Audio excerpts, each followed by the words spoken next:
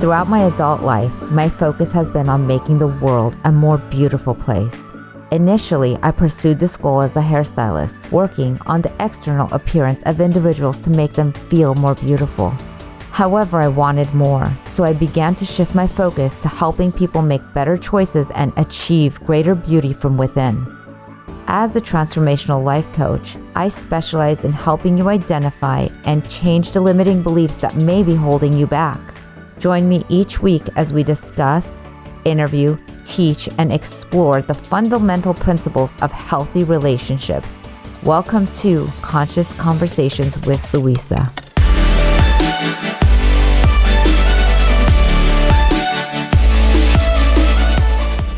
In today's episode of Conscious Conversations with Louisa, I'm speaking with David MacDougall. I am Louisa Jovanovic, so I cannot wait to introduce David MacDougall to you guys, because when I met you last year, there was an instant connection. I actually didn't get to know you, and then I saw you again a few months ago, and some of the things that you were sharing blew my mind. So I had to have you on here to share your story. So your bio is about this long, and instead of me sharing it, please introduce yourself and tell us about you, and we would love to get to know you. Yeah, awesome. Thank you for that, Louisa. So my name is David MacDougall.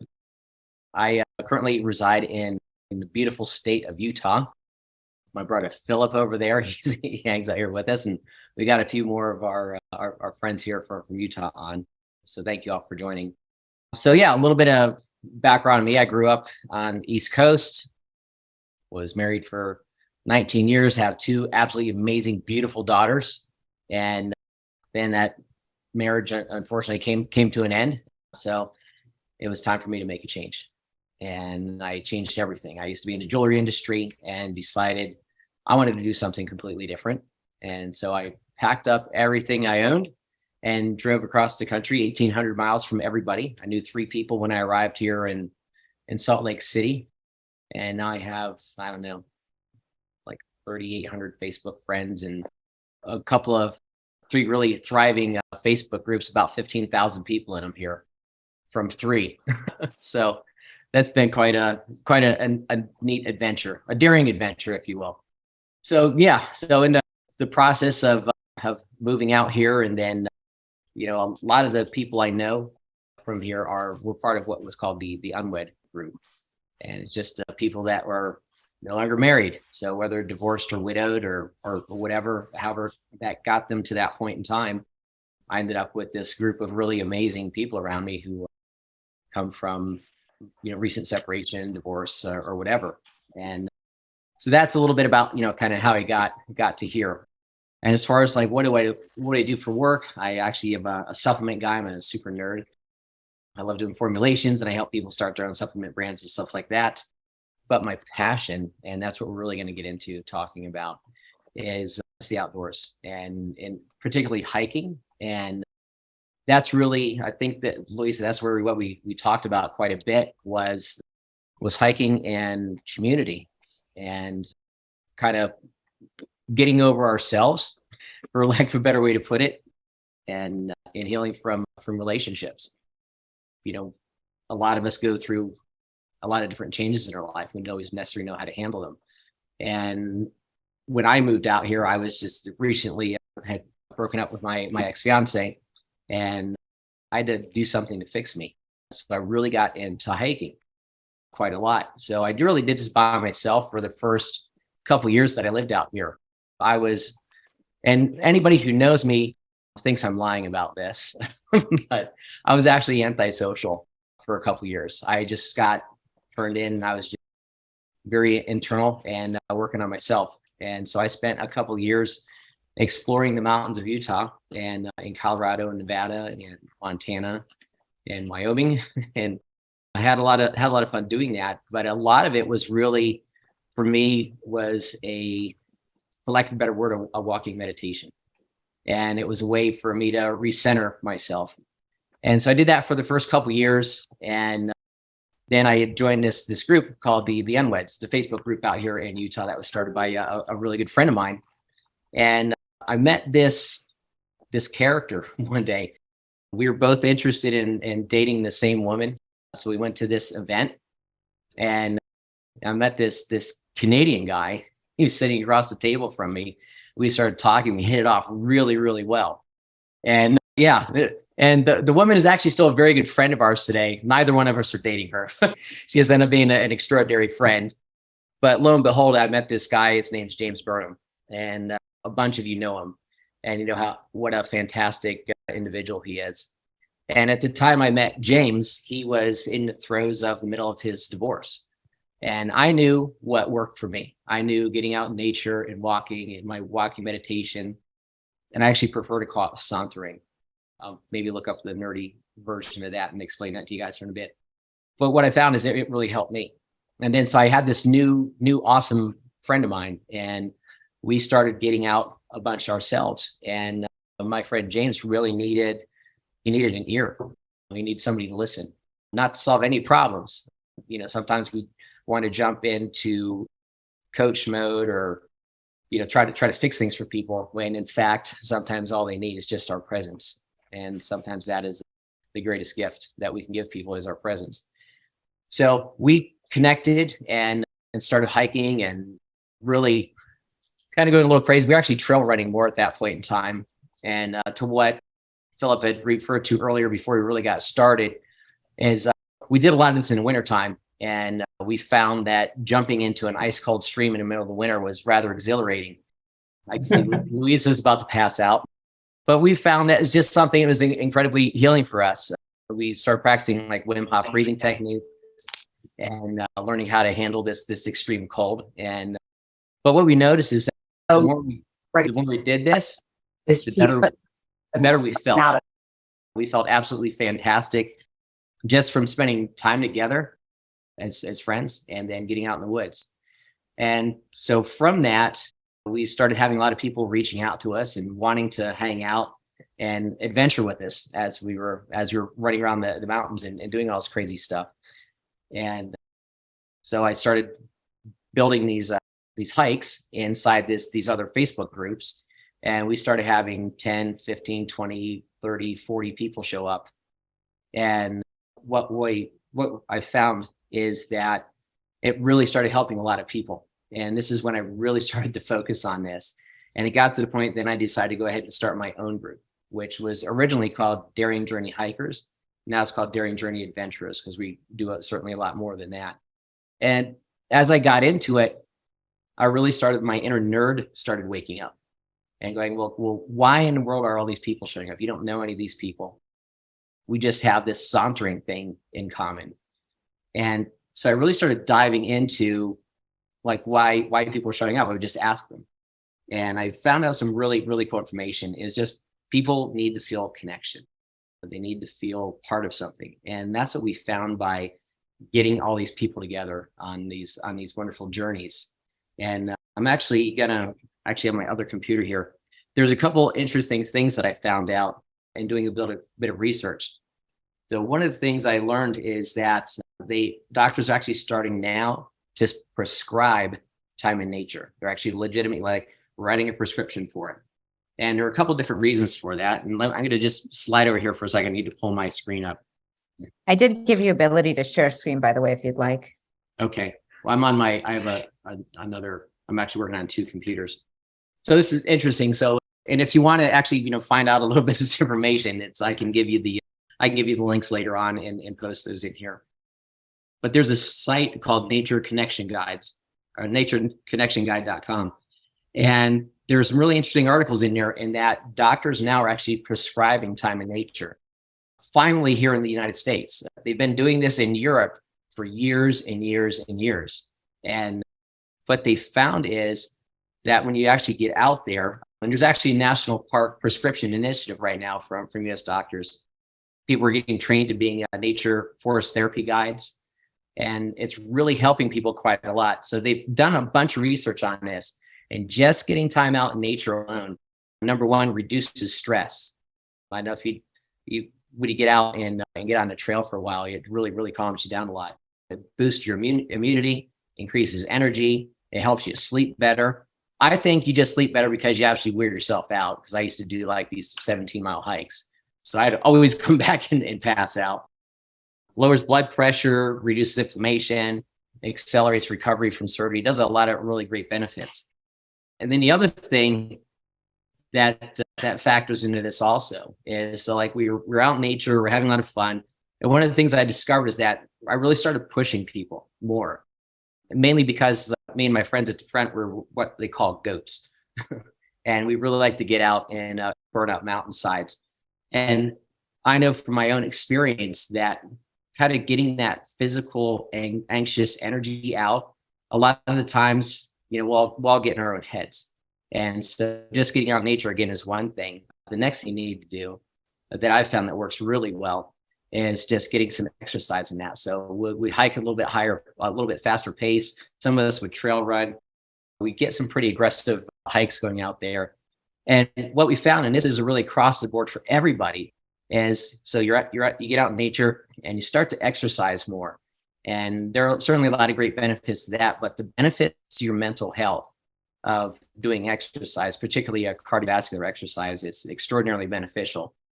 I have some articles from PubMed and National Institute of Health, and there are a lot of great benefits for exercise for people who are clinically depressed, or even people who are not clinically depressed. My ex-wife would call me clinically depressed, or maybe just crazy. But so that's another great benefit. And then one of the other things that I've discovered along the way, and doing some research and just from experience and bringing people together, is the socialization factor. So you've got time in nature, you're getting some exercise, and then just hanging around other like-minded people, just really getting that social interaction. And one of the things I found that we get on hikes and the group would start to separate. So we'd have a really high-speed people in the front, and we have our mid-packers, and then we have people in the back. We just called them bear bait. So they were just there to keep the rest of us safe. So one of the things that my friend James and I started to do after a while is we started to pose a question at the beginning of the hike. We would set intent. And in setting an intent, it gave people something in common to talk about. And what we found was that slowed down the faster hikers and sped up the slow hikers. So it actually kept the group actually a little more cohesive because we started with an intent. And I'll give you an example of one that I've used a couple of times over the last few weeks that is particularly profound for a lot of people. And it's this. Now, let's say somebody comes to you and they bring you a box. And inside this box is everything that you have lost in your life up to this point in time. It could be a high school class ring. It could be a relative, a grandparent. The other thing it could be self-esteem. It could be belief in yourself, understanding that you have choice. So these are just a couple of different examples of what people had lost in their box. And my question to them was, so whatever you've lost is in this box up to this point in time. What is the first thing that you would look for in that box? So just think about that one for a while. If you guys want to share that a little bit later on, you're certainly welcome to. But those are the types of questions and intent that I would give people on these hikes. So we've got our time outdoors and we've got exercise involved, we've got socialization, and now we've got something to think about because we all need to kind of quiet that little voice in our minds. And I just started reading a book recently that's really good that talks about that. I don't know if you guys have ever heard of The Untethered Soul. Oh, my favorite book. Yeah. Love the surrender experiment also. But as you're saying this, what I'm thinking about? Imagine if someone actually did this before they chose to get married. Like if you actually took your partner on this ride with you and you had this intentional walk, because I was talking about this with my dad yesterday. I was like, you don't think about values. You don't think about things that you have to have and you get to have in common for a relationship. You start thinking that there's random attraction and a few things that you think you want. But imagine life as you're describing it and this scene with your partner. And the odds of knowing whether you're compatible or not would be cleared up fairly quickly. Yeah. This adventure. It's interesting that you bring that up, is the sheer number of new relationships that have started because of this hiking group. that people met and connected and at least had one thing in common. And number two, set this intent and actually gets people engaged in thinking and talking. And yeah, it's been really interesting to see connections come out of this, not just romantic relationships, but like just family. That's kind of a word people like to use now. Friends, family, family. Right.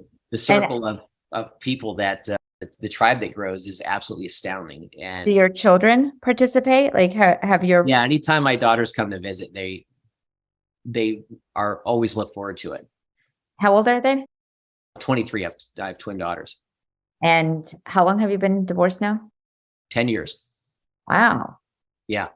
Okay, if we rewind back a bit to the first couple years of getting divorced, as you were, actually, maybe I want to go even further back. Is that okay to go a little further back? Absolutely.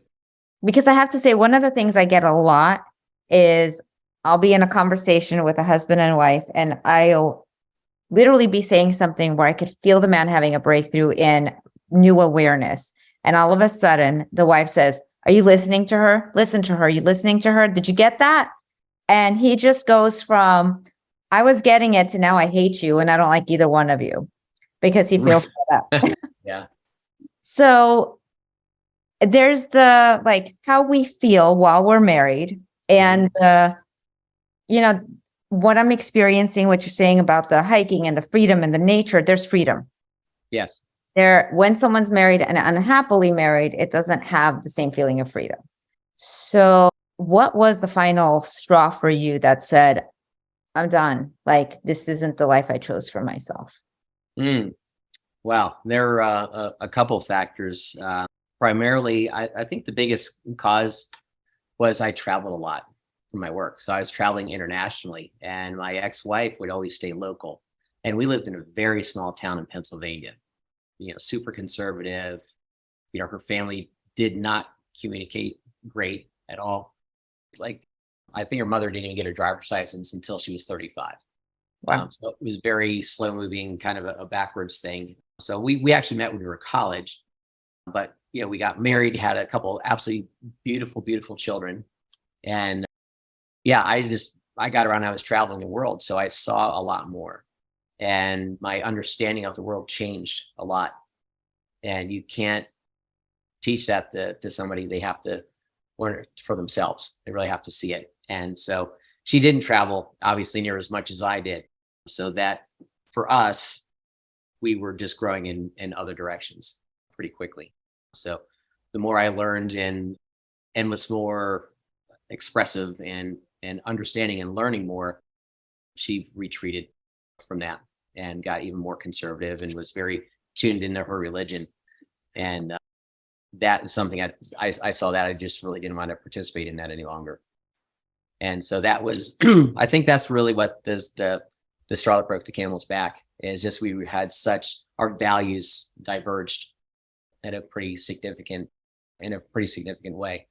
And it's hard to maintain a relationship when you just don't share some foundational values like that. Absolutely. That's kind of why I was saying how if people experience what you're talking about, the odds of them knowing very quickly whether they're going to be compatible or not seems like a no-brainer. I know definitely would have worked for me. Did it take you a little while? Well, how little while did it take you to go from I'm getting divorced to I have my bearings and I'm starting to feel like I've got this? That's a fantastic question. Which time? I feel like I had my bearings. Maybe would be the first thing, because we just don't have a lot of life experience. And so I was pretty damn confident right away, because I'm the one who asked for it. I was like, this isn't going to work, which is rare. I'm part of that, 20% of men that ask for a divorce. It's usually the other way around. It's usually 80% women. But it was too much. So I was out and I was like, okay, I'm free. And, we all have that sense of relief. And then you're by yourself for a period of time or dating or whatever it is. And then some of those realizations start hitting. You don't have your person to roll over to in the middle of the night to talk to. You have to do the dishes all by yourself. You have to do all the things. And while that, having that choice all the time is great, it's always nice to have somebody there. So there was a period of time, and I was just really very much into traveling that I turned it off. I checked out. And then it probably wasn't until I made the decision to move, because I was in Pennsylvania. I had a girlfriend there. We ran a Medi Spa together that she had built, and I helped her really blow it up pretty significantly. And then the way I got out here to Utah actually was because we were doing Botox and facials and skin rejuvenation, all this fun stuff. One of the things we noticed is, well, okay, we're doing this stuff on the surface, but what's the actual cause of this? Usually the cause of it is like really crappy nutrition. So we started getting into supplements. And then that's how I ended up getting involved in the supplement company that I work for now. Is we flew out to Utah because we were part of their Founders Presidents Club. We were one of the fastest growing accounts. We became one of their top 10 accounts in 90 days, which was pretty fun. But that led us out here to Utah. And when I got out here, I saw how my girlfriend at the time changed when we were out here. It wasn't, we weren't partying. We weren't drinking. We weren't going home and tearing each other apart verbally or throwing furniture, after we were done with our night of drinking. We were out here, and I was like, wow, she's beautiful. She's herself. She's calm. She's pretty freaking amazing. And I wanted that feeling to continue. So I had an opportunity about 90 days after that, after a second trip out here, to come out here and work. And so I jumped all over it with the hope that I could get us established out here, and then she would eventually migrate out here with me because of what it did for us. So I think it might be a little bit off track, but it's relevant to the timeline. I think it's perfect. So I know we were talking about Joe Dispenza and a lot of some work that you're doing with that. Can we tap into that too? Yeah. So I was at Secret Knock a couple years ago with one of my good buddies, Philip, and of course, Lucy, you were there too. And we got any other Secret Knock people on here? Yeah, Shanna Banana's on here too. And Linda Sunshine. Yeah, that's awesome. Yeah, so we went out to help Greg out at Secret Knock, and one of the speakers was the one and only Dr. Joe Dispenza. And I don't know if any of you guys are into meditation at all, but if you are, you really you know who this guy is. He's probably one of the foremost global experts in meditation. And so I met him and a couple of the scientists that he worked with. One was Dr. Toby Mueller and Dr. Hamil Patel. They're out at UCSD. And they shared about a study that they were doing with different levels of meditators. So people have never meditated, people are mid-level meditators, and then people are advanced meditators. And what they would do, they would take some of their cells, they would use a needle, draw some of the cells, put them in petri discs, and they would they would put COVID virus in it. And this is all documented in these studies. And what they found was people who are advanced meditators, because they control their world and they don't let the outside world influence them, the COVID virus couldn't penetrate into cells. So learning that and then hearing about his meditation stuff, I was like, I need to get to know this guy. So shortly thereafter, when we were at Secret Knock, I engaged with a couple of the scientists and started a conversation with them that were starting to work on developing some supplements that we hope are going to help more people ease into meditation a little better and even boost their immune system even more so. So that was a little bit about my interaction with Joe. And actually right now I've been reading his book. I've got one of his books here, is Becoming Supernatural. I love that book. Really good one. I have like 8 books going all at the same time, and I don't know how I'm going to get all through all of them, but I will eventually.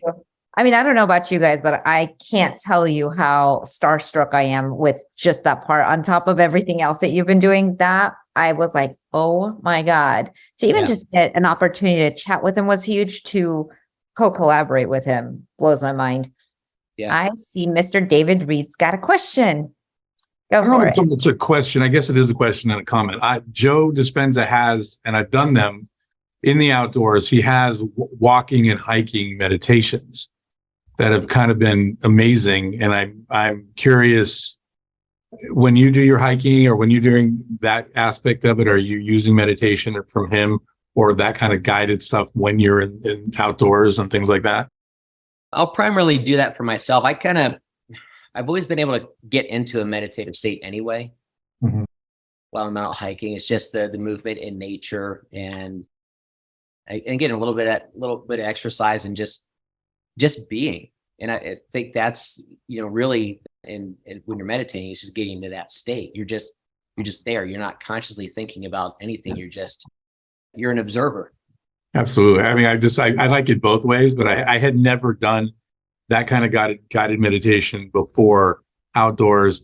And it kind of blew my mind. I don't want to lose the out because you're right. You can connect to the outdoors without having things here. You want to be able to hear sounds of nature, but it was great both ways.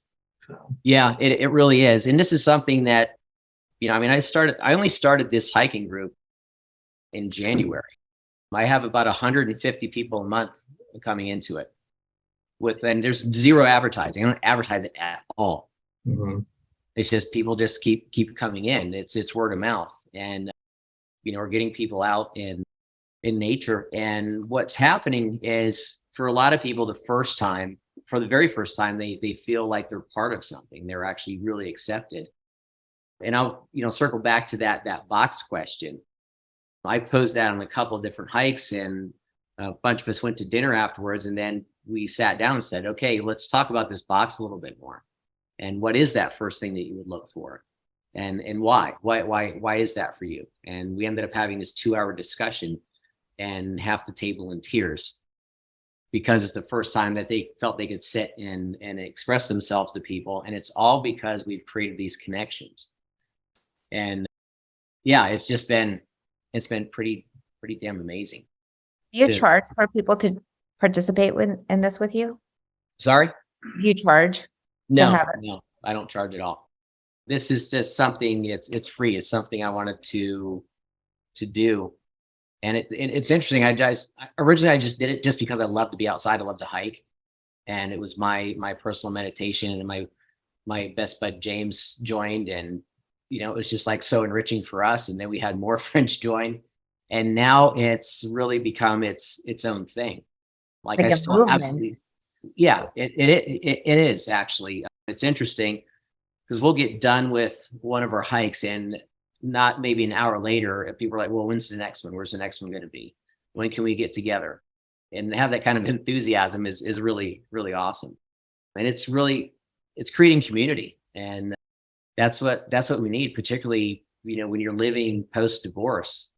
We can get so focused on, a lot of us were single parents. So you're focused on taking care of your kids and taking care of your business, particularly if you're an entrepreneur or self-employed. It's like you've got your time is really in that. And this is part of it's part of loving yourself, is taking the time for you to get out and do the things that you love to do. But the main thing is that I think people keep coming back because of those connections that are established, that people, and this is also, it's a problem when people get divorced, is, a lot of things that cause a divorce is people not communicating, people not seeing one another, and taking the time to just be. Now, a lot of that just stops. And so what's been happening with this group is that people are finding their extended family, and they're making these amazing connections. And like I said, not necessarily romantic connections, but really true, deep, strong friendships where people consistently show up for one another, even outside of what we're doing, which is absolutely amazing. I feel that even with Secret Knock, though, the community we got to build, the fact that I got to meet Philip that first night, and I got to meet you on the first night. I mean, it was so beautiful to have an instant bond with like-minded people because you're speaking the same language. Right. And I remember you guys out there in the cold working out, before it even started. Yeah. That's what's nice about having a military friend. He's going to get up at dark 30 and make sure that we're at the gym. So thank you, Philip. I know when I am a little cold, I do have pictures and things that I see in my head of like places that he has shown of snow that he has gone through in order to go work out. And I'm like, yeah, those are not my conditions, and I'm complaining. I think I'm okay. Yeah. Yeah. It's interesting. We actually we had Mel Mason come out she joined us last year. Mel lives in Palm Desert. She's used to running in 105 degree, like 100 and stupid degree weather for miles and miles and miles. And I'm like, oh, that's cool. Not for me. But we had her come out in December, and I invited her to come out and hike on the trail with us. And at the time, we haven't had any snow yet. Well, the day before she got here, we got 30 inches of snow up in the canyons. So Mel was up to mid thigh, up to her waist for quite a bit of it. But it was a really cool thing. And having somebody come from the desert, and again, she's one of our secret knock friends, so she's got that Hardcore. That hardcore in common. And then now she comes out and gets in the snow with us, and she was just like she was into it. It was really great. And at first, she was really concerned. She shared with me afterwards, and that she's like, the first half mile in, I thought I was going to die. And then she said after that, she got warmed up and she was good. And she said it was one of the more transformative experiences that she's had in quite a while. I could definitely see that. Joe, I know you're a bike rider and you're pretty fit yourself. How about you jump in and share on what you're experiencing tonight from the share? I think everything you're saying is very positive. I think it's consistency that really, brings you forward, is doing it, whether you do it or not. You take that space and you say, okay, I'm going to hike today. I live up in the hills, and I'll do about 3 or 4 miles pretty much every day. It's really fantastic nature, but just a, beautiful neighborhood. I don't know about what it would be like to hike with 40, 50 people. I usually hike by myself. So yeah, I haven't had that experience about extended family and hiking. That must be pretty amazing. It is. Or it's just as much conflict as any family.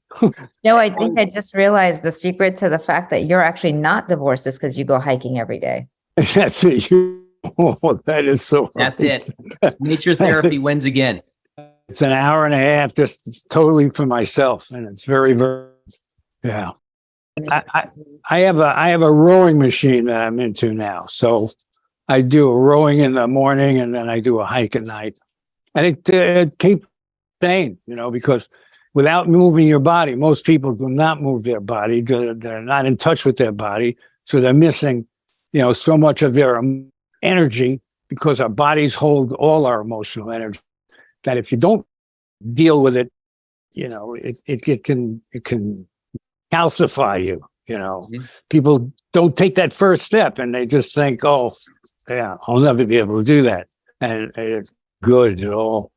Yeah. So I'm totally fine. The supplement thing, that threw me off. I don't want to have that kind of discussion, but I don't know about the supplement thing. Why do you think you need supplements? Supplement story of Supplements are to supplant. They're not to replace anything. First and foremost, you have to learn how to eat healthy. I happen to follow a program that a doctor friend of mine does that I work with, is CEO of our company. And so the concept's called Vitivore. And what we did is we categorize foods, and we eat the most nutrient dense foods with priority. So it's another discipline for you. It's more. I'm saying that it's more it's a discipline as much as anything else. Yeah. Because anytime you're taking, you say supplements, that means that there's some ritual to it, and the ritual is what is enhancing your existence in that sense. Is it the actual ingredients of this? No, it's the actual ingredients. I know how they're made and what they're made out of. So yeah, but that's the whole thing, is what people will misconstrue about supplements all the time. Like the name in and of itself is terrible. It's a terrible name. You definitely have to change the name. Supplement what? Not good. I showed up here and that's not good enough. I have to have a supplement to be here. Yeah. No. So anyhow, but what we do is a program. We teach people how to eat better first. And actually, I'm going to be doing a program in the Daring Journey Adventures for this. But supplements are just to fill in the gaps. That's all they're for. They're not to replace I like supplements. I use them all the time. And when I'm consistent with them, my food is on point. because I don't feel depleted and I don't overeat from thinking I'm hungry because everything I need is balanced.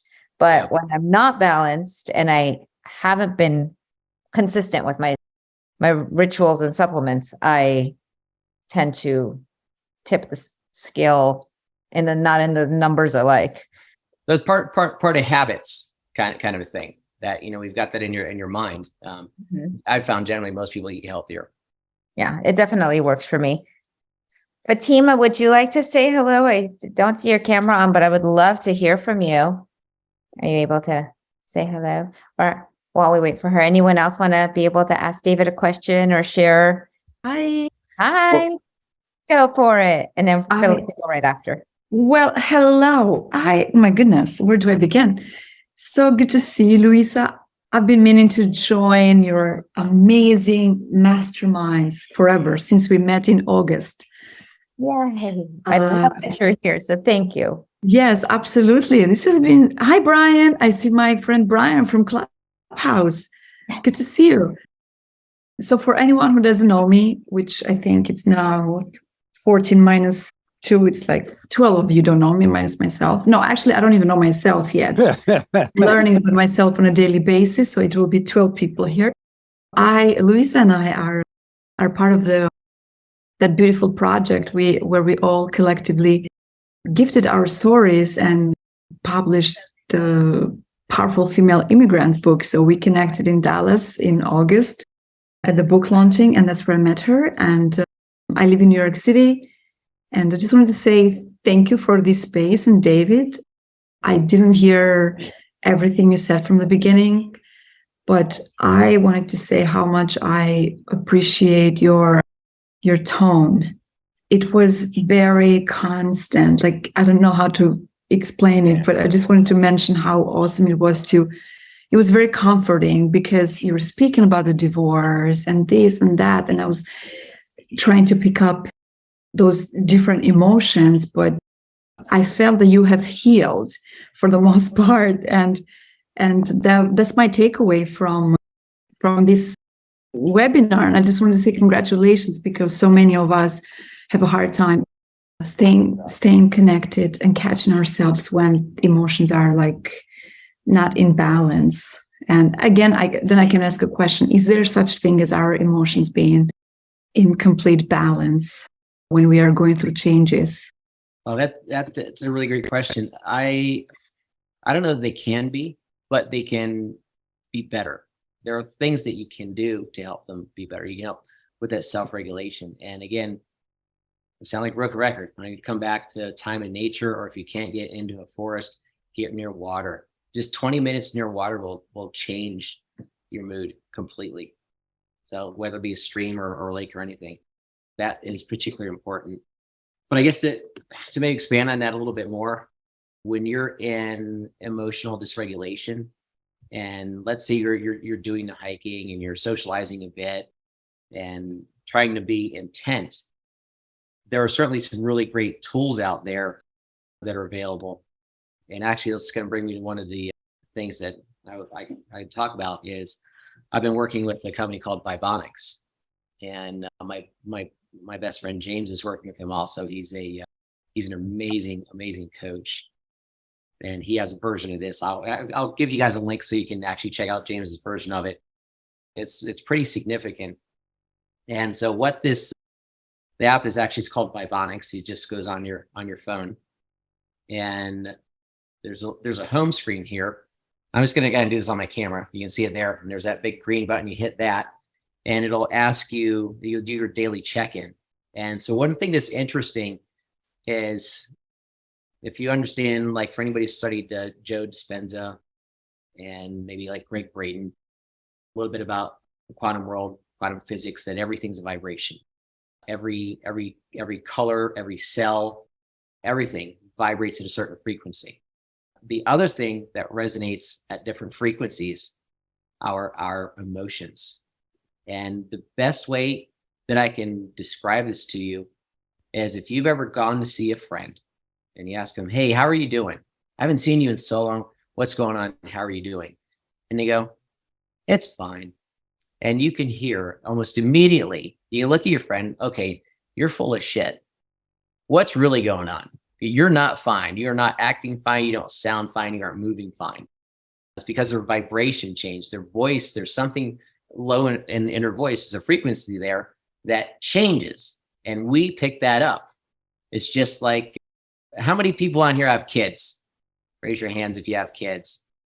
You you know when your kids are lying to you because you can hear it in their voice because you're their parent. You're so in tune with them. And one of the things that happens over a period of time, we go through really stressful situations. And again, it's just like divorce is such a big thing nowadays. That separation or the loss of a family member or moving or a career change. They're all things that can really disrupt our emotions. And what happens is that as adults, we get so busy. We're going to work. We're taking care of the kids. We're taking care of our house, maybe trying to socialize a little bit. And we stop taking time for ourselves. And then we stop listening to ourselves. We start listening to that little jerk in our heads is telling us we're doing everything wrong. And then we fall into dysregulation. And the problem is a lot of times we don't know how to get back there. And that's a really tragic thing. And even more so, and I can, speak as a man, because growing up, we're taught, suck it up. You don't express your emotions. You hold them in. Well, the problem is if you hold them in, you start ignoring them, then you completely disconnect and you don't even know what you feel anymore, or if you can. And that's another big factor that comes in. So a few months ago, my friend James and I came across these amazing people. They have this app. It's called Vibonics, and what it does is you come in and hit that button, you do a daily check-in, and then what it does is here it gives you your emotional intelligence score on this, your EI score, which is interesting. So today I decided I took it this morning. I didn't sleep at all very much last night. I maybe got 4.5 hours of sleep. So I figured, okay, I was already grumpy from the day before. I was ornery. My girlfriend Jersey is on here. She will tell you I had severe road rage. Everybody was terrible except for me. So what happens is, we get in this dysregulation. And what's interesting is, so we started using this app, and the premise of this is that all your emotions vibrate at different frequencies, so that when you speak them, you cannot hide them. You can't hide them. You can't fake it. You can't change the tone of your voice. These frequencies are always what they are. I don't know what the frequency of love is. It's like, I think 532 hertz. Or is it 432? Okay. James is sitting over here, which is great. So Hi, James. 432 hertz for love. So we picked up this app, we started using it. And so the cool thing is, and I'll show you this, the next dashboard, it gives you your emotional intelligence score. And this for me was actually one of my higher ones. So what it does is it picks up your self-awareness. Like, are you aware of what you're feeling? And then self-management. Do you know how to handle what you're feeling? Can you do something with it? And then self-expression is, can you express yourself with good self-expression? And then also, what's your level of empathy? Now that's one that'll get to a lot of people, is your ability to empathize. And that alone will help predetermine success in relationships. That if you have the ability to be empathetic, that means you actually have the ability to listen to your other person and empathize with them and understand their point of view, which is something that's really critical. And then it breaks down even further. We get into energy emotions, whether you're happy, whether you feel happiness, whether you feel confident in your own abilities, what your motivation is. Like for me today, my motivation was really, really high at 78%.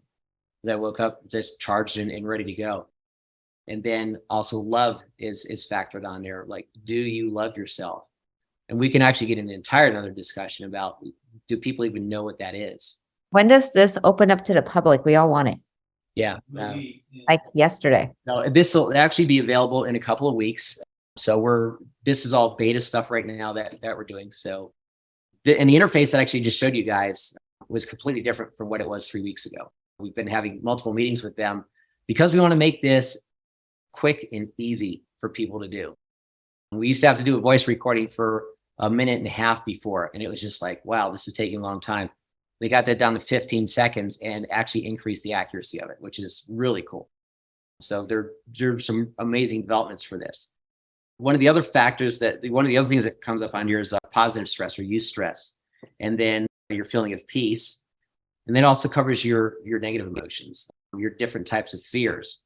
And my friend James actually talked about different types of fears in his during workshop that we did last year. That was really amazing. But there are 5 different types of fear that we have on the app that we track.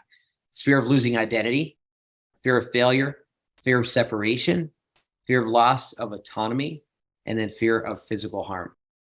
Usually the fear of physical harm is the lowest for us because, we're a first world country. We almost never have to worry about anything like that.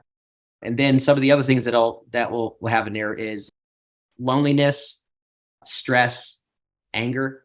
Sometimes people will mistake sadness or mistake anger for sadness because they just don't know what it's like to actually be angry. And that's the other thing is you have to name the emotion. Once you name it, then you can identify it, and then you can actually start to move through and process it. And another negative emotion would be confusion, and the last one would be sadness. So those are the ones that are covered. So I will make sure that the link for the app, once we've got our final version of it, I'll make sure that's available to the folks here in the mastermind. And what's the name of the app? It's called Vibonics. Yep. Bonics? Vibe, like vibration. Yeah. And Onyx, Onix. I can't wait to get my hands on that. I love tracking everything. I mean, I wake up in the morning and I'm like, how did I sleep? And what does it tell me? How many times did I wake up at night? I am like, yeah, I want to track everything. Well, and that's the thing is like, I've always been really intrigued with, that's why I got into the health and wellness in the supplement world. And I've got this hiking group going, and this app just came out of nowhere, like this, beautiful gift that we can use to move the needle for all of humanity. If we have more men out there, and again, it's, like men's mental health is like way low on the scale. Suicide rate is ridiculous. And actually, particularly this time of the year, because we're in the holiday season, this is it. This is when people are get really depressed because they're not around their family. And that's why, building a family, a friend circle of really great people is critically important, post COVID. A lot of people were isolated then. I think that's why all these things are really starting to come together now.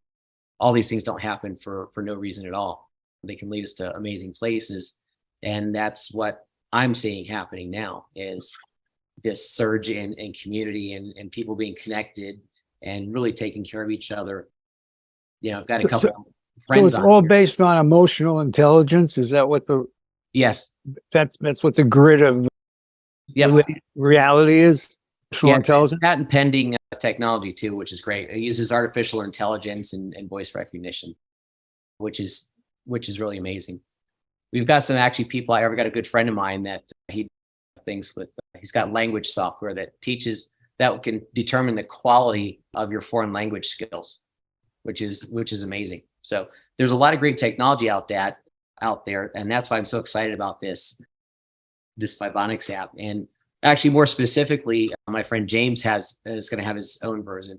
It's called Your Chorus, which is going to be great, and that's the one I'll share with you guys because it's really, really incredible what's coming together. You mean you can license the technology and overlay it with another application? I mean, yeah. I mean, there's the opportunity to expand things technologically is exponential, unlimited. Yeah, it's absolutely unlimited. The interesting thing is now too, it's like in the other area where emotional intelligence is really freaking important is it used to be like 50, 100 years ago, like the rate it changed was pretty damn slow. Now in this period of time, we're having 10 years of change in technology per year. So that means over the next 10 years, our advances in technology are going to be of the equal of that of the last 100 years. And so having really good emotional intelligence to be able to navigate the change. I mean, you want to talk about survival of the fittest, people are going to win and we're going to thrive. The people who are going to do that are the ones who can learn and relearn and unlearn old things and relearn new ones. So your ability to adaptability is hugely important. And I see all that coming forward now, which is really exciting. It's a great place to be. It really is. I think, collectively what we've learned about, how to manage our emotions and communication, guys, we're usually terrible at this. That's what a divorce rate spirit is. But it's just raising that EQ and then really learning how to communicate effectively with one another. And the better we get at that, the better we're all going to adapt going forward as all these new technology come in. Absolutely. So it's a fantastic place to be. Sounds very powerful. I know a bunch of teenagers that. Philip, you want to jump in? I know you were going to share earlier. And Yes. So yes, David, the hikes, super fantastic. Always loving to be Jocelyn to try to be up near to the front of a good hike because I can. Yeah. But I started getting curious when I got introduced to desert solo experience or anything like that after I went on a multi-day hike where I was finally exposed into nature for over 3 days. Yeah. Because there's that physical exertion part of a really good day hike. Mm-hmm. And then there's the solo experience where you're really working through transitions and everything in your life. Have you looked at moving some of your arena into that, or have you experimented with that at all? Because I'm really curious to do that, and I would definitely do that with you. Yeah, we've actually had multi-day trips that we've done, usually in a smaller group, but we'll go down to, for example, over Labor Day weekend, we went down to Zion with a bunch of friends and did some pretty long hikes over a couple of days. But we threw another fear factor into this trip as we decided to do rappelling and talk about overcoming a fear. And I know you've got some experience with this being military. They pretty much flew you guys off a platform in the first couple of weeks just to help break that fear of heights and learn trust and learn trust and being on a team. So this is something new recently that we started doing. Taking small groups of people, we'll go down to a place like Zion National Park or do a hike called the Subway down there. And you got 4 different rappels and some of them in water or in a waterfall, which has been really interesting. And then we did another hike, one's called Refrigerator Canyon. It's adjacent to Angel's Landing. Angel's Landing is famous or infamous, depending on how you want to look at it. It's rated as one of the most potentially dangerous hikes in the world. Very narrow trail with a 1,500-foot drop on either side of it that we chose to run several times. If you get on my Facebook page, you can see some video footage of that. We're running that even in the snow.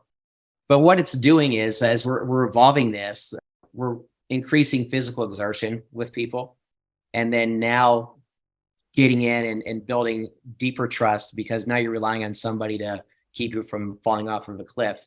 And then even more significant to that, and this is pretty profound for a lot of people, is developing trust in yourself. That you can listen to the instructions of the people who are teaching you how to rappel, and obviously you've got this self-preservation, but you can find a great calm space and build confidence and face fears. And just by doing things like this, by exposing yourself to things that are hard to do, overcoming a fear like that, like a lot of people have a fear of heights. Sometimes, we're rappelling 200 feet down off of a rock face, and that curves in, and then you're just hanging there in the air all by yourself. And it's you and your harness and your rope. And that's what you've got. So overcoming those types of fears, you turn around and look back at what you've done, then that opens up in other areas of your life. And maybe for somebody who's always dreamed of being an entrepreneur, it's taking that next step to actually go out and do it. Because I overcame that fear. And most people look at that and go, "You're absolutely crazy," but you did it. And so doing things like that, and again, it's the nature, it's the community, it's the conversation. It's just made that exponentially more effective in my experience.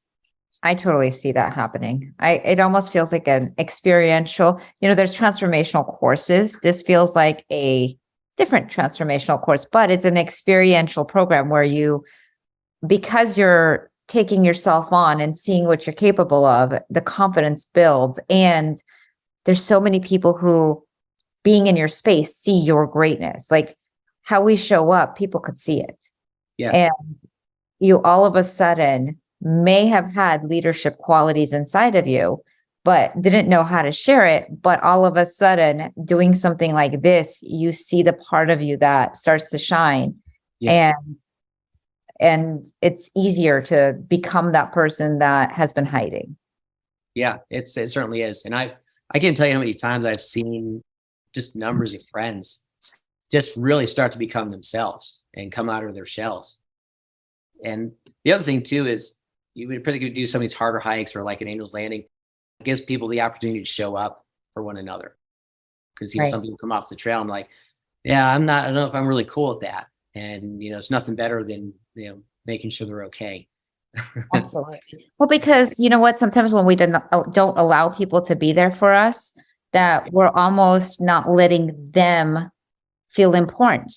And I'll do it myself is not always the best way to handle a situation. Allowing people to be there for us is allowing them to realize they matter. Yeah. And that's also really huge. Like, Very true. Yeah. I mean, yeah, people I saw in the Tears to Spanish that, we need community on these things. But yeah, that is, I think that's a great point. Luisa is allowing people to show up and then accepting the help, which is great. And again, it just creates good connection. And then when other people observe that, when they see that, like if somebody else smiles, you generally smile too. I mean, it's one of those things, it's very infectious. So you see people showing up for one another, that just starts to lead into more and more and more of it all the time. absolutely. Well, I remember I've done a few transformational courses. When you first sit down next to someone, men, women, all of us, including myself, I was like, do these chairs have to be so close to each other? You don't really go in with, God, I just can't wait to hug you and kiss you and love you. It's like, these chairs are freaking close and you are like this tight next to me.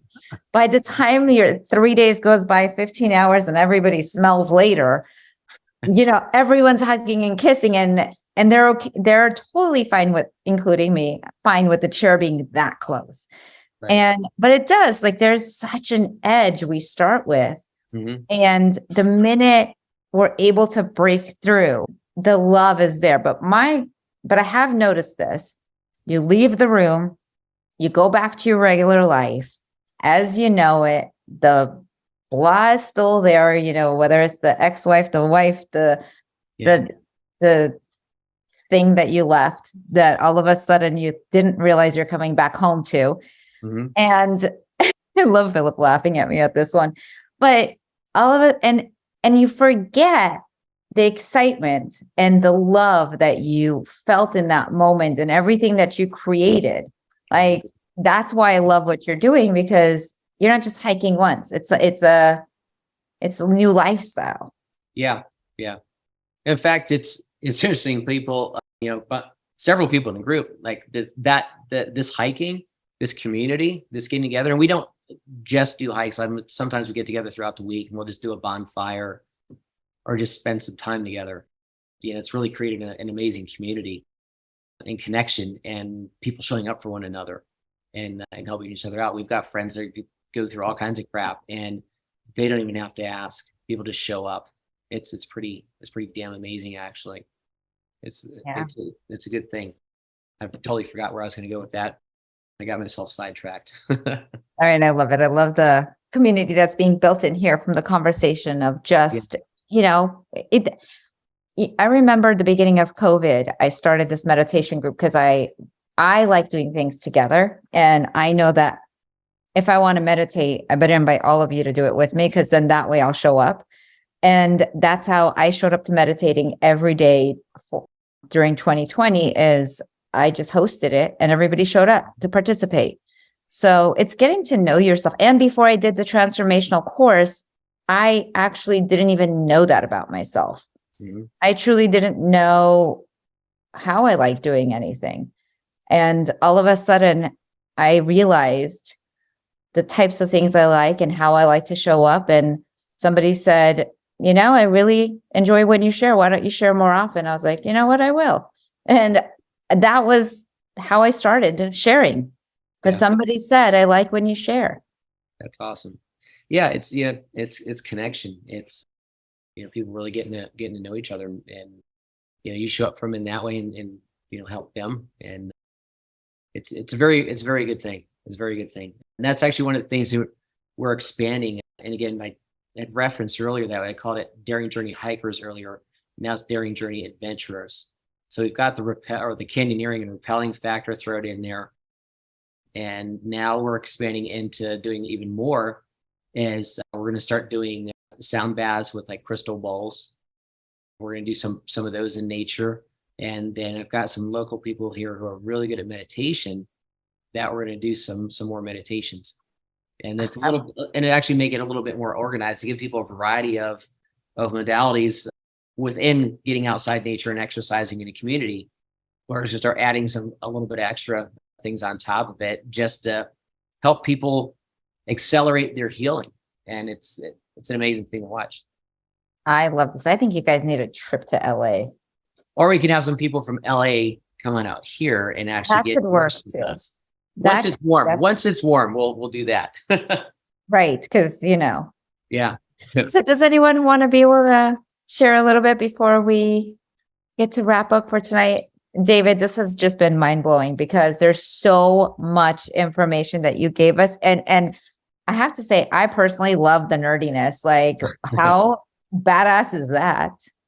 Yeah. It's fun. Well, when you're passionate about something, it's not work. Right. Anytime you're going in and digging for more information, it's not work. It's just, it's mind expanding. It's an amazing thing. And who would have thought? I remember like I was in high school and college and I was like, I can't wait to be done. I'll never have to do this crap again. And then I get out and get in the real world and start loving on people and putting these groups together. And it's like, now I've just got this amazing thirst to learn and to get better. It's like I was like the book I picked up earlier this week, The Untethered Soul. I sat and read this with a couple of friends, actually read with Tiercy. We were talking about it last night, just pulling little excerpts of sentences out of it. And each one was just completely mind-blowing.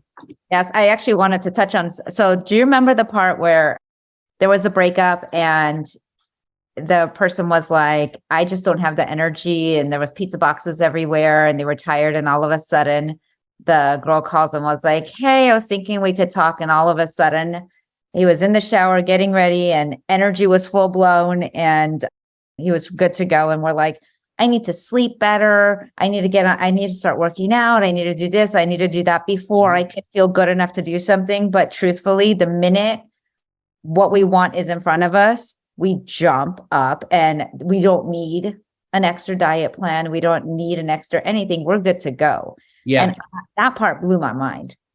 Yeah. It's inspiration. I mean, you find your why. Right. And that's what, I've found a lot of people starting to find as we're getting them out and building community is people are finding their why again. So what is the answer to the question that you asked of like, what is the thing most people are looking for in their box? Oh, the box. That's right. Yeah, I really want to know, what are the people looking for in their box? So there's a bunch. So, well, who wants to share first? I'm still looking and looking for something. Like, I kind of was stuck there. I don't know. I it's one of those questions when you ask people, what do they want? And all of a sudden they're like, I don't know what I want. Wow. Yeah. But it's something that you've lost. Something you lost. Is it a connection? Is it a friend? It can be a thing. I know for a lot of people, one of the women that we went to, that we did a hike and asked the question, and her answer was me. She lost her. That's what she wanted. She wanted her back. And yeah. I talk about that a lot. I always say, like, when I remembered who I was is when my life restarted again. But like, I had forgotten who I was, and I had to remember that little girl who was telling my dad, I'm going to walk to the gym. Mm-hmm. Like, I'm going to do it this way. But it's that energy, you mean? That's what that's what it's about. It's not so much about that, going to the gym. It's that incredible power that you felt in yourself to do it. Yeah, that little girl who woke up at 3:00, took a shower and said, I'm going to the gym. I'm going to go meet my friend. There was like nothing in this for me that was going to stop me from being the person who woke up at 3 a.m, I was like, I'll meet you at the gym. This sounds great. And, you know, if it wasn't for the fact of parents and limitations and fears that stop us and put the boxes around us of like, you can't go to the gym at 3:30 in, you'll go to bed. Are you crazy? You're Right. not going to the gym. Go back to bed. And well, then I look back, I'm like, oh my God, now I have that daughter, not those kids, but I have that daughter who likes to ride on a bike, who wants to hang out with a helmet, being like, oh, I could go a little bit faster than everybody else. I'm like, that box, how do I then not become that parent that I have? Yeah. Because I would love to bubble wrap all of you guys, you know, who are doing crazy things. And I'm like, how do I keep all of you safe? But I have to trust that there's the world bubble wrapping you on its own. Yeah, that's true. Very So- sweet. Does anybody else have what they would look for in their box? And again, just a quick reminder, somebody gives you this box, and in that box is everything that you've lost in your life up to this point in time. And that could be a puppy, it could be a sibling, it could be a parent, it could be a relationship, it can be an emotion, it can be an understanding, it can be a chapter of learning, it can be a number of different things. So, David, I'll share. okay, thanks, Shantae. It's not what I found in my box or what I would have pulled out, but it would have been like what I was surprised not to want to pull out that I thought I would. And so it definitely created a shift in me where I feel like I was able to like let go because I knew what I wouldn't pull out of my box. That's So awesome. I don't know if you want me to expand, but it was Yeah. pretty awesome for me.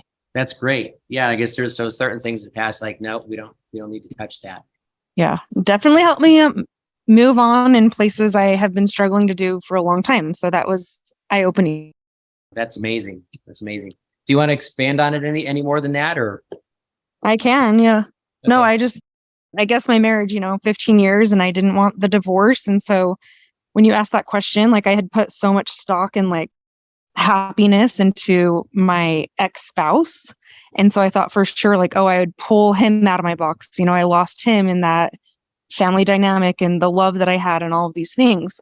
So, but then as I was thinking about it, I was like, no, I wouldn't, because with my ex came insecurities and it came with lack of trust there and infidelities and like all of the, and like just all these different emotions that came with him.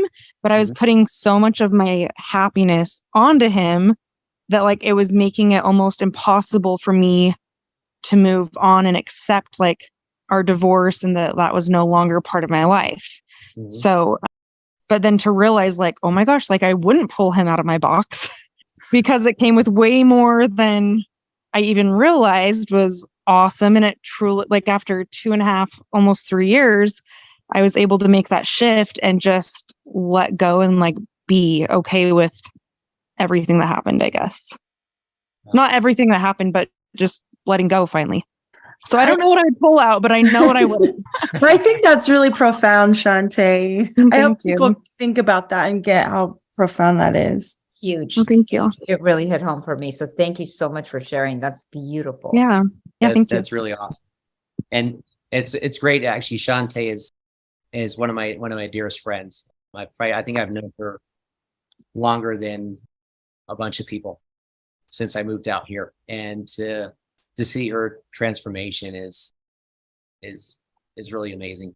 I just love seeing the threads blossom in the way that she has. So Oh, thank you. I'll second that. Thank you, guys.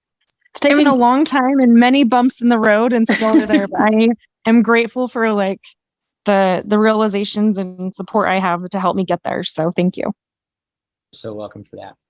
But yeah, it's in that, isn't that's the thing with all this, like Louisa asked me to come on and talk to people about this. And I fiduciarily, I know a little bit more than you guys do about this. I'm certainly not an expert, but I do have a passion for it.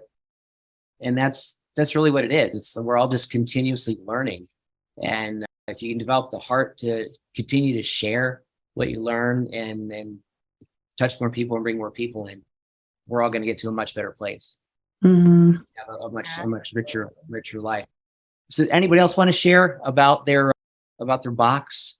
You know what? I'm sorry I was late, but can you just tell me really quick what was in my box? You can determine that.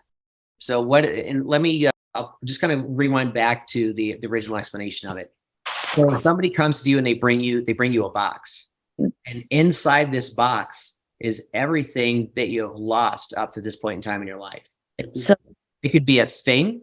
It could be a person. It could be, for some people, they lost their self-esteem. They lost themselves. They maybe lost understanding that they had the ability to choose. right. So, one thing that like I had a realization that was my thing that I was going to look for in a box is my understanding and ability to choose.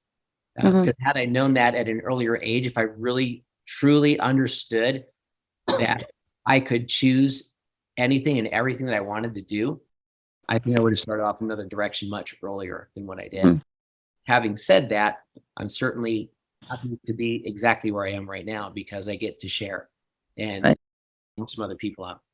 All right. So when you ask about what's in the box, for me, I'll just share really quick because I'm sorry I was working late, but I just want to share. I don't feel I've lost anything. I've just gained just wisdom and things that, pray for strength. And, God gave me obstacles to get that much stronger. So when you said the box, I didn't see anything there except wisdom. So I just wanted to share that. But thank you. I'm sorry for being late, but I wanted to know what was in the box. That's all. I'll share. This is Tiercy. I was am really close with my family, and I was getting ready to move to Utah. This is 25 years ago. And my older sister and I were talking, and she's like, I'm really going to miss you.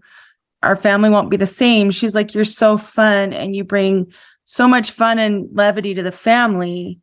Well, I lost that in my marriage because it wasn't safe for me to be silly or to be funny. And so I was always criticized for that. So that's something that I was like, oh my gosh, like that's something that's coming back into my life that I'm really grateful for and so happy because someone told me the other day, they're like, you're so funny and you're so silly. And I'm like, my immediate reaction was like, I'm not that. No, I'm not.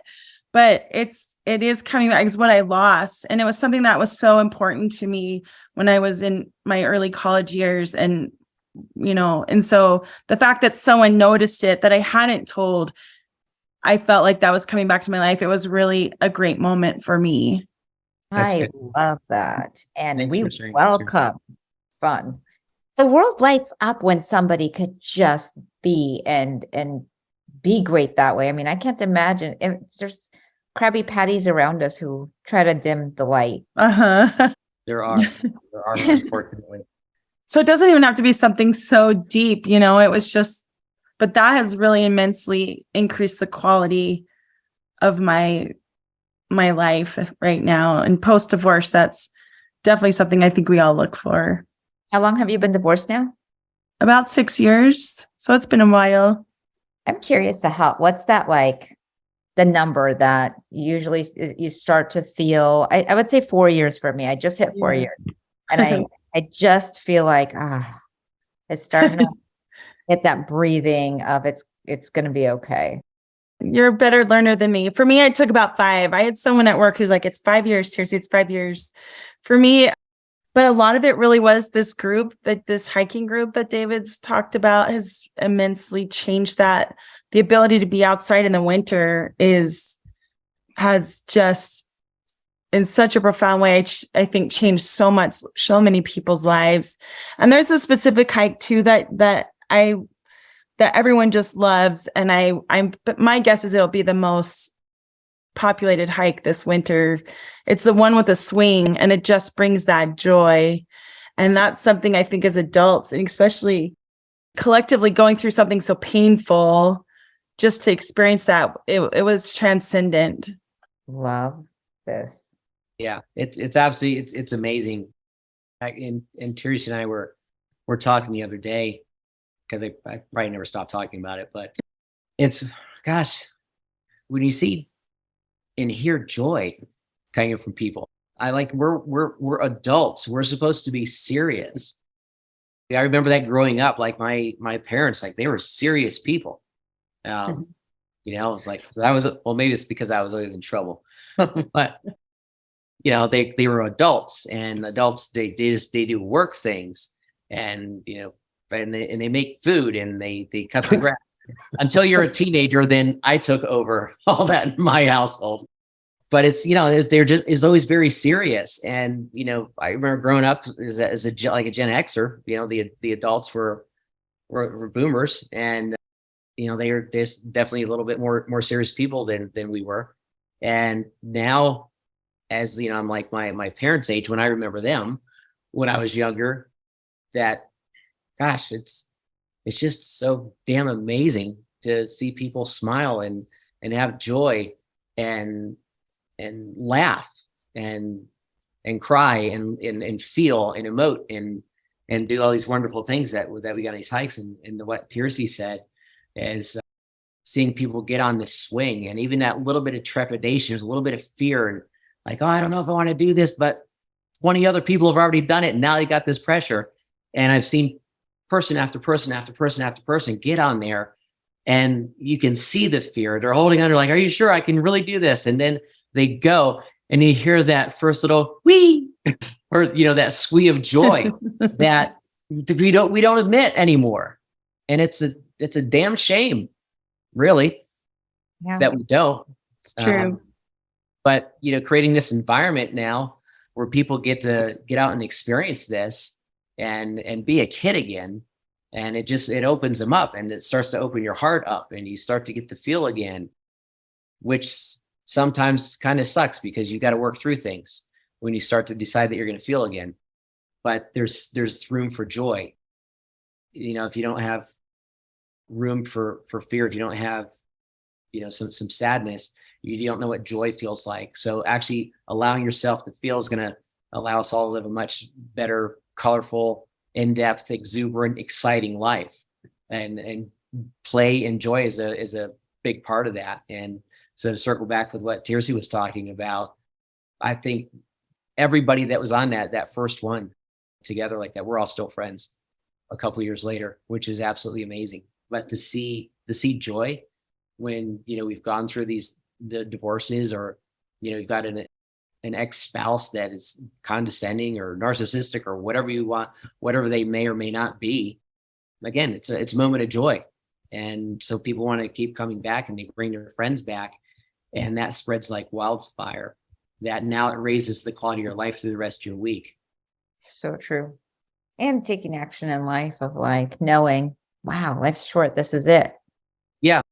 Get to live it.